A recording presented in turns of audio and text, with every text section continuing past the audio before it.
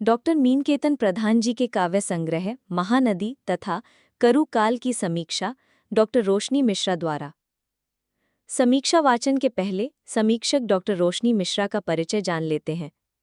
शिक्षा MA PhD Hindi, Akashvani और दूरदर्शन केंद्र में उद्घोषणा, संचालन एवं साक्षात्कार, विभिन्न पत्र पत्रिकाओं में शोध पत्र प्रकाशित, नई राष्ट्रीय शिक्षा नीति के तहत पाठ्यक्रम से संबंधित पुस्तकें प्रकाशित, शोधपरक वृहद ग्रंथ छायावाद के 100 वर्ष और मुकुटधर पांडे में आलेख समादृत, विश्व हिंदी अधिष्ठान की साहित्यिक गतिविधियों में सक्रिय सहभागिता, वर्तमान में दुर्गा महाविद्यालय रायपुर छत्तीसगढ़ में सहायक प्राध्यापक हिंदी के पद पर सेवारत। अब मीनकेतन प्रधान जी के काव्य संग्रह महानदी तथा करुकाल पर डॉक्टर रोशनी मिश्रा द्वारा की गई समीक्षा का वाचन प्रस्तुत है। मीनकेतन प्रधान मानवीय संवेदना के कवि हैं। महानदी और करुकाल दोनों काव्य संग्रह रायगढ़ के वरिष्ठ पूर्व प्राध्यापक डॉक्टर मीनकेतन प्रधान द्वारा रचित हैं। विश्व हिंदी अधिष्ठान न्यास रायगढ़ छत्तीसगढ़ भारत से 2024 में इन संग्रहों का प्रकाशन हुआ है। महानदी और करुकाल दोनों ही काव्य संग्रहों में कवि की संवेदना, करुणा, मानवता, स्रोतस्विनी की तरह विस्तृत भावभूमि पर प्रवाहित है। सहज सौम्य व्यक्तित्व के धनी साहित्य के लिए समर्पित प्रधान जी महानदी और करुकाल काव्य संग्रहों में संकलित अपनी अभिव्यक्ति के माध्यम से आज की पीढ़ी को कविता का उत्स करुणा से जोड़ रहे हैं। आदिकवि वाल्मीकि की संवेदना और पर दुख कातरता ने हमें रामायण जैसा काव्य दिया। मीनकेतन प्रधान जी की महत्वपूर्ण काव्यकृति है महानदी। इस काव्य संग्रह में संकलित रचनाओं की पृष्ठभूमि और प्रेरणा स्रोत महानदी है। कवि ने भूमिका में लिखा है, इस प्रदेश के पूर्वांचल में गंगोत्री स्वरूपा अजस्र प्रवाहित महानदी मेरे जीवन का पर्याय है। अब तक जो कुछ भी पाया वहीं की थाती है। महानदी शीर्षक कविता में कवि की आत्म स्वीकृति दृष्टव्य है। महानदी, तुम्हारे तट पर आए बिना बनती नहीं मेरी कोई बात। ये मेरा अपना संसार था, महानदी के जलधाराओं की तरह, कहीं कोई ठहराव नहीं। मानवीय अनुभूति और संवेदना के धरातल पर लिखी गई प्रधान जी की कविताएं महानदी की तरह ही श्रोता और पाठक के अंतःकरण तक पसरती हैं। माँ एक कविता की ये पंक्तियां दृष्टव्य हैं।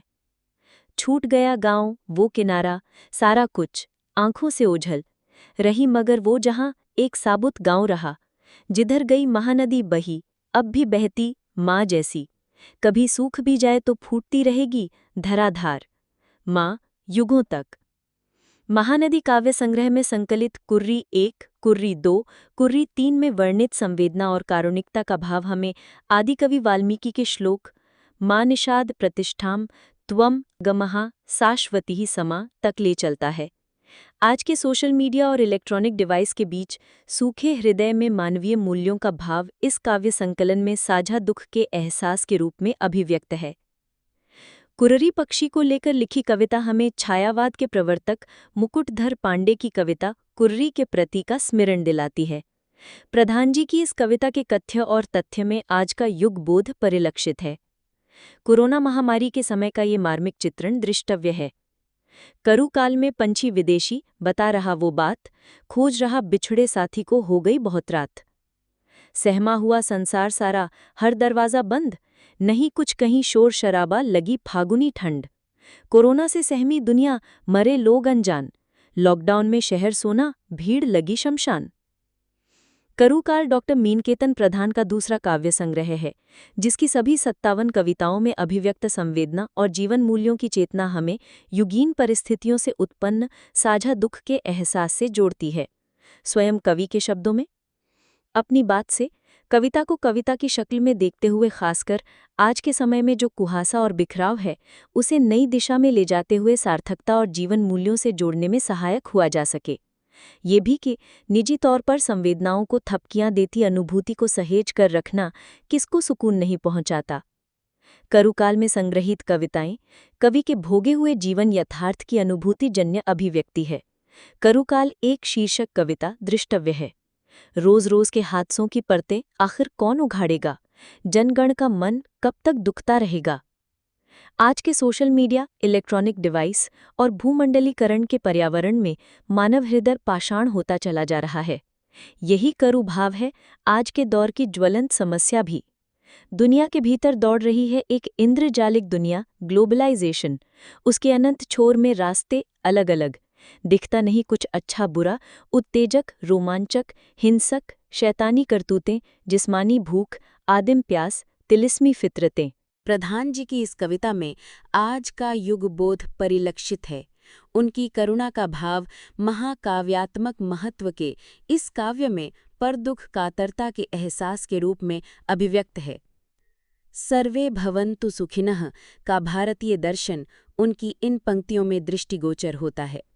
करुकाल एक से जरूरत है भीतर से भी बेहतर हो हर कोना, बची रहे इंसानियत जिससे सुंदर बनती दुनिया, सबके लिए बराबर। इस काव्य संग्रह में 77 कविताएं संकलित हैं, जो युगीन भाव बोध एवं कोरोना काल से संदर्भित हैं। उन्होंने एक नई चेतना को विस्तार दिया। यही वो समय था जब कवि प्रधान जी के मन की करुणा अंकुरित हो रही थी। ये करुकाल था। करुकाल, जहाँ आदमी नुमा चेहरे झांकते ताकते रहते, पूनम से अमावस तक। वसुधैव कुटुंबकम की संस्कृति वाले भारत में छोटे बड़े, अमीर गरीब, अपने पराये, न जाने कितने भेद को समेटे लोग अपने को अलग या श्रेष्ठ बनाने या घोषित करने में लगे हैं। सामान्य बनना कोई नहीं चाहता। ये भी नहीं जानते कि सहज और सामान्य होना सबके बस की बात नहीं। इस संदर्भ में कवि की पंक्तियां दृष्टव्य हैं। लोग सुर्खियां बटोरने, पुरस्कार लेने, प्रमाण पत्रों की फेरिस्त गिनाते, बड़े कहलाने के फिराक में सारा तिकड़म करते। इसी तरह करुकाल 13 में देखिए, मगर जो भीतर बस गया दिखता नहीं, बहुत गहरे दिलो दिमाग में घूमता फिरता, आदमी को आदमी से तोड़ता, धर्म, अर्थ, काम, मोक्ष दरकिनार। कोरोना काल में संक्रमण से बचने के एहतियात और उसके बाद भी घर में बर्तन साफ करने का काम करने वाली पर कवि की संवेदना करुकाल 14 कविता में दृष्टव्य है। मुझे लगा ये छोटा सा डिब्बा उसके काम में आज शामिल नहीं रहता। वो भी कोविड-19 से लेकर अब के करुकाल में चूना कत्था रचा इतनी रगड़ खाता, जितने ट्रॉली भर कसैले दाग वाले बर्तन, तो शायद वो समय पर अपने घर होती। कोरोनाकालीन कारुणिक स्थिति जैसी ही पीड़ा वे अपने पिता की बीमारी के वक्त महसूस करते हैं, जब सदा के लिए बिछुड़ जाने वाले संबंधियों के अंतिम दर्शन करने नहीं जा पाते। इस वेदना को अभिव्यक्त करती कवि की पंक्तियां हैं। सबके सपने सजे हैं, लद रहा हूं मैं, दुपहिए से पहुंच न सका मामा के अंतिम दर्शन करने। दुखी मन बहुत, कड़वाहट भरे करुकाल में। अनेकता में एकता भारतीय संस्कृति की विशेषता है। भारतीयता का यही रंग हमें प्रधान जी की इन पंक्तियों में मानवीय संवेदना की एकरूपता को रेखांकित करती परिलक्षित होती है। करुकाल 18 कविता में परंपराएं, संस्कृति, व्यवस्था सब अलग, मगर भीतर बाहर जज्बातें गूंजती एक जैसी, जिसे नज़रअंदाज कर आदमी आज के करुकाल में लड़े मरे जाता। जाति, धर्म, भाषा, बोली के नाम आदमियत के दायरे से बाहर। साहित्य लिखने की सार्थकता के उद्देश्य के संदर्भ में प्रधान जी का मानना है, व्यापक जनपक्षधरता यानी आम लोगों की चिंताओं के साथ खड़े रहने में है। आज के टेक्नोलॉजी के ज़माने में मानवीय मूल्यों को कैसे बचाएं, कैसे सहेज कर रखें, इस पर विचार करने की ज़रूरत है। मानवता को तार-तार करती घटनाओं के लिए कवि की अभिव्यक्ति करुकाल 21 कविता में बहुत प्रभावशाली है। बहुत अफसोस, झंझना उठा दिमाग, घंटों सोचता ये क्या हो रहा। सारे शब्द छोटे पड़ते निंदा के लिए। काल को लेकर कवि का दार्शनिक चिंतन दृष्टव्य है। कोई काल खंडों में नहीं होता, खंडों की गति काल में बदल जाती है, मगर आदमी न काल में होता न खंडों में। मानवता का दामन थामे रहना कवि की बुनियादी चिंता है, जो प्राय हर कविता में देखने को मिलती है। करुकाल 28 के मुक्तक कविताओं में दृष्टव्य है। उधर लड़ाई भिड़ाई, इधर जाति धर्म खेल, दरक रही इंसानियत, हर कौम का हो मेल। इस प्रकार मीनकेतन प्रधान जी ने आज की कविता के भावबोध को करुकाल नाम दिया है। करु यानी करुणा, सामाजिक सांस्कृतिक वातावरण में घुली कड़वाहट। इसके मूल में है मानवीय संवेदना और सामाजिक चेतना।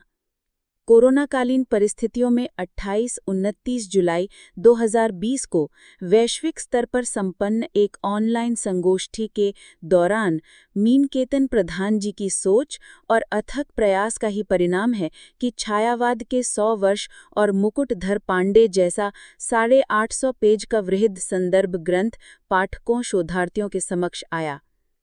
मैं उक्त ग्रंथ के विमोचन समारोह में उपस्थित थी, जिसमें मेरा आलेख प्रकाशित है।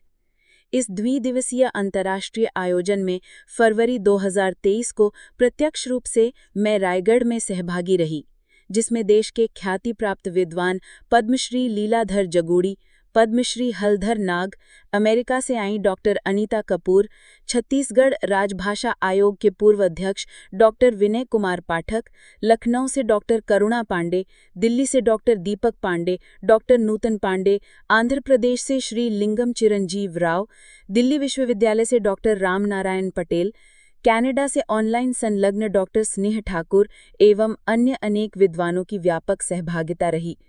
डॉक्टर विनय कुमार पाठक तथा डॉक्टर ललित प्रकाश पटेरिया, कुलपति शहीद नंद कुमार पटेल विश्वविद्यालय ने इसकी अध्यक्षता की थी। रायगढ़ के साहित्यिक इतिहास में छायावादोत्तर हिंदी कविता विषयक ये आयोजन हमेशा स्मरणीय रहेगा। साहित्यकार डॉक्टर प्रधान द्वारा स्थापित न्यास विश्व हिंदी अधिष्ठान के साहित्यिक पटल का संचालन करुकाल नाम से किया जा रहा है, जिसकी पहल से युवा चेतना को एक नई दिशा और प्रेरणा मिल रही है। इस अधिष्ठान से कई देशों के प्रवासी साहित्यकार जुड़े हुए हैं तथा सर्वोच्च योगदान कर रहे हैं। निश्चित तौर पर साहित्य की इस सेवा और समर्पण के लिए मीनकेतन प्रधान जी साधुवाद के पात्र हैं। तो आप सुन रहे थे मीनकेतन प्रधान जी के काव्य संग्रह महानदी तथा करुकाल पर डॉक्टर रोशनी मिश्रा द्वारा की गई समीक्षा का वाचन। समीक्षा का वाचन किया मेघालनी ने। धन्यवाद। नमस्कार।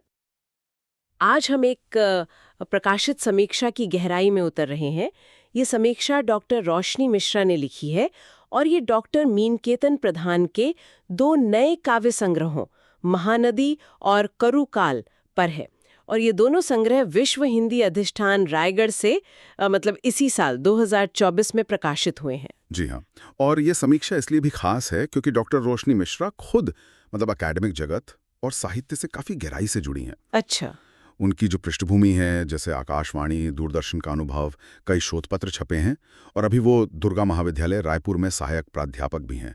तो ये सब इस विश्लेषण को कह सकते हैं पुख्ता आधार देता है। हाँ, बिल्कुल। तो आज हमारा उद्देश्य यही है कि डॉक्टर मिश्रा के समीक्षा के जरिए डॉक्टर प्रधान की कविताओं के मर्म को समझें, खासकर उनमें जो मानवीय संवेदना है, करुणा है और आज के जीवन से उनका क्या रिश्ता है, इस पर थोड़ा गौर करें। हाँ, मानवीय संवेदना के कवि हैं। ये एक तरह से इन दोनों संग्रहों का आप कहिए केंद्रीय सूत्र है। वो मानती हैं कि प्रधान जी की कविताओं में संवेदना और करुणा वो जैसे नदी की तरह फैल के एक बहुत बड़ी भावभूमि रचती हैं। और ये दिलचस्प है कि वो कविता के मूल उत्स को करुणा में देखती हैं और इसका सिरा आदि कवि वाल्मीकि तक ले जाती हैं। जी। तो ऐसा लगता है कि समीक्षक ये कहना चाह रही हैं कि प्रधान जी अपनी कविताओं से आज की पीढ़ी को उसी आदिम मौलिक करुणा से जोड़ने का एक महत्वपूर्ण प्रयास कर रहे हैं। बिल्कुल, बिल्कुल। और ये करुणा की भावना उनके पहले संग्रह महानदी में बहुत साफ तौर पर उभरती है। जैसा कि शीर्षक से ही जाहिर है, महानदी सिर्फ एक नदी नहीं है, बल्कि इन कविताओं की पृष्ठभूमि है, प्रेरणा है और शायद एक प्रतीक भी है। हाँ, कवि ने खुद भी इसकी भूमिका में लिखा है कि महानदी उनके जीवन का पर्याय है, उनकी थाती है। उनकी एक कविता है महानदी शीर्षक से। उसकी कुछ पंक्तियां हैं जो इस गहरे जुड़ाव को दिखाती हैं। महानदी तुम्हारे तट पर आए बिना बनती नहीं मेरी कोई बात। और फिर वो आगे कहते हैं कि महानदी के जल धाराओं की तरह उनके संसार में भी कोई ठहराव नहीं था। मतलब ये सिर्फ नदी का वर्णन नहीं है, ये तो जीवन का दर्शन लग रहा है। हाँ, और यही बात तो महत्वपूर्ण है। जब कवि का ये इतना निजी, इतना गहरा अनुभव कविता बनता है तो वो सिर्फ उनका नहीं रह जाता। डॉक्टर मिश्रा बताती हैं कि ये कविताएं पाठक के मन में उतर जाती हैं, उसके अंदर तक पहुंच जाती हैं। अच्छा। इसका एक बहुत अच्छा उदाहरण हमें माँ एक कविता में मिलता है। हाँ, मैंने भी पढ़ी वो। उसमें माँ की तुलना महानदी से की गई है ना, जो हमेशा बहती है लगातार। अगर कभी सूख भी जाए तो भी एक पतली सी धार बनकर फिर से फूट पड़ती है। पंक्तियां कुछ ऐसी हैं। छूट गया गांव रही मगर वह जहां, एक साबुत गांव रहा जिधर, गई महानदी बही अब भी बहती माँ जैसी। क्या बात है। ये उपमा माँ के उस शाश्वत निरंतर बहते हुए स्नेह और जीवन देने वाली शक्ति को महानदी के रूपक से कितनी खूबसूरती से जोड़ती है। बिल्कुल सही। और इसी संग्रह में कुर्री नाम के पक्षी पर आधारित 3 कविताएं हैं। डॉक्टर मिश्रा इन कविताओं में जो करुणा और संवेदना है उसे वाल्मीकि के उस प्रसिद्ध श्लोक से जोड़ती हैं, माँ निषाद। अच्छा, वो क्रॉन्च वध वाला। हाँ, वही जो क्रॉन्च पक्षी के वध पर उनके मुंह से अचानक निकला था और जिसे भारतीय काव्य का उद्गम माना जाता है। तो ये तुलना सिर्फ एक साहित्यिक जिक्र नहीं है, मतलब नहीं। समीक्षित इसके जरिए शायद ये बता रही हैं कि कैसे आज के इस डिजिटल शोरगुल और भागदौड़ वाले युग में, जहां शायद हमारी संवेदनाएं थोड़ी कुंद पड़ गई हैं, बिल्कुल, वहां प्रधान जी की कविताएं हमें उस मौलिक करुणा और साझा दुख की याद दिलाती हैं जो इंसान होने का एक जरूरी हिस्सा है। एकदम सही कहा। डॉक्टर मिश्रा छायावाद के एक और महत्वपूर्ण कवि हुए मुकुटधर पांडे। उनकी प्रसिद्ध कविता कुर्री के प्रति का भी जिक्र करती हैं। हाँ, लेकिन वो ये भी साफ करती हैं कि प्रधान जी की कविताओं में संवेदना का वो धरातल तो है, मगर उसमें आज के युग की चेतना, आज की जो सच्चाइयां हैं वो झलकती हैं। ये सिर्फ अतीत को दोहराना नहीं है, बल्कि ये वर्तमान से एक संवाद है। हाँ, ये बात महत्वपूर्ण है। और यही करुणा और समकालीन यथार्थ का मेल हमें उनके दूसरे संग्रह करु काल की ओर ले जाता है। ये शीर्षक करु काल, ये अपने आप में बड़ा इसमें कई परतें हैं। समीक्षक समझाती हैं कि करु शब्द यहाँ 2 अर्थों में है। एक तो करुणा और दूसरा छत्तीसगढ़ी में इसका मतलब होता है कड़वाहट। अच्छा, कड़वाहट भी। हाँ, तो ये संग्रह एक तरह से करुणा और समकालीन जीवन की कड़वाहट दोनों का दस्तावेज है। हाँ, बिल्कुल। और इसकी जड़ें कवि की गहरी मानवीय संवेदना और उनकी सामाजिक चेतना में है। ये नाम करुकाल दरअसल विश्व हिंदी अधिष्ठान का एक साहित्यिक पटल भी है जिससे कवि जुड़े हुए हैं। अच्छा। इस संग्रह में 77 कविताएं हैं और ये मुख्य रूप से हमारे समय के भावबोध और खासकर कोरोना काल के जो अनुभव रहे हैं और उसके बाद के प्रभावों को व्यक्त करती हैं। कवि ने संग्रह की भूमिका में लिखा भी है कि आज के इस धुंधलके और बिखराव भरे समय में कविता को सार्थकता और जीवन मूल्यों से जोड़ना और अपनी संवेदनाओं को बचाए रखना, सहेजना उन्हें सुकून देता है। जी। तो ये कविताएं सिर्फ कोई बौद्धिक कसरत नहीं है, बल्कि ये भोगे हुए यथार्थ की अभिव्यक्ति हैं। बिल्कुल। और डॉक्टर मिश्रा इसी यथार्थ को सामने लाती हैं जब वो करु काल 1 शीर्षक कविता से ये पंक्तियां लेती हैं। रोज रोज के हादसों की परतें आखिर कौन उगाड़ेगा, जनगण का मन कब तक दुखता रहेगा। ये पंक्तियां तो सीधे आज के आम आदमी के मन में उठते सवालों और उसकी पीड़ा को आवाज देती हैं। बिल्कुल। और कवि आज की चुनौतियों पर सीधी उंगली रखने से भी नहीं हिचकते। समीक्षक बताती हैं कि कैसे कवि आधुनिक जीवन के दबावों, चाहे वो सोशल मीडिया का असर हो या इलेक्ट्रॉनिक गैजेट्स पर हमारी बढ़ती निर्भरता हो या फिर ये भूमंडलीकरण का जो इंद्रजाल है, हाँ, इन सबको मानवीय संवेदनाओं के कम होने और दिल के पत्थर होने का कारण मानते हैं। ये आज के करु काल की वो कड़वाहट है जिसकी बात हो रही थी। अच्छा, भूमंडलीकरण पर उनकी कोई टिप्पणी है क्या? हाँ, काफी तीखी टिप्पणी है जिसे समीक्षा में कोट किया गया है। दुनिया के भीतर दौड़ रही है एक इंद्रजालिक दुनिया, ग्लोबलाइजेशन। दिखता नहीं कुछ अच्छा बुरा, उत्तेजक, रोमांचक, हिंसक, शैतानी करतूतें, जिस्मानी भूख, तिलिस्मी फितरतें। बाप रे। ये पंक्तियां दिखाती हैं कि कैसे एक आभासी, एक मायावी दुनिया हमारी असली संवेदनाओं पर हावी हो रही है। लेकिन इस कड़वाहट और आलोचना के बीच ऐसा लगता है कि भारतीय दर्शन और मूल्यों की भी गहरी धारा बह रही है। हाँ, बिल्कुल। सर्वे भवन्तु सुखिनः, सब सुखी हो, ये भाव कई कविताओं में झलकता है। जैसे करु काल 1 की ही पंक्तियां हैं। जरूरत है भीतर से भी बेहतर हो हर कोना, बची रहे इंसानियत, जिससे सुंदर बनती दुनिया सबके लिए बराबर। बहुत सुंदर। और वसुधैव कुटुंबकम यानी पूरी पृथ्वी ही परिवार है, वो भावना भी मौजूद है। कवि इस बात पर चिंता जताते हैं कि कैसे लोग आज छोटे बड़े अमीर गरीब के भेद में उलझे हुए हैं और खुद को बस श्रेष्ठ साबित करने की होड़ में लगे हैं। हाँ। समीक्षा में एक उदाहरण दिया गया है कि कैसे लोग सुर्खियां बटोरने, पुरस्कार लेने, बड़े कहलाने के फिराक में सारा तिकड़म करते हैं। ये आज की सामाजिक सच्चाई पर एक बहुत सटीक टिप्पणी है। आज आदमी को आदमी से तोड़ रहा है।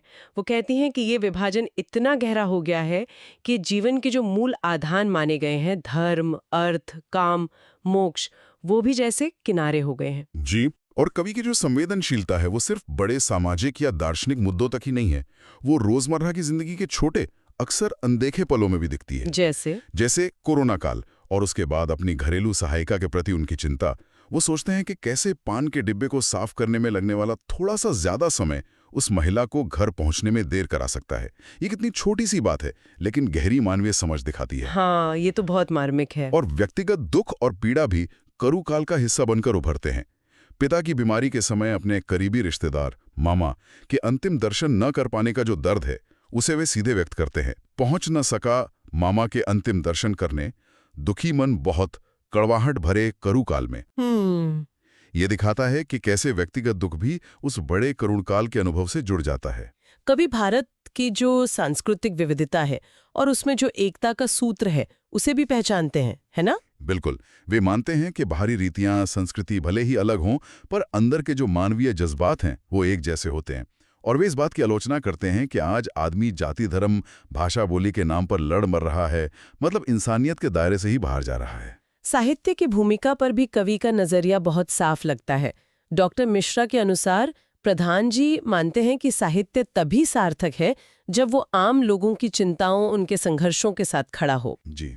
और आज के इस तकनीकी युग में मानवीय मूल्यों को बचाए रखना उनके लिए साहित्य का एक प्रमुख दायित्व है।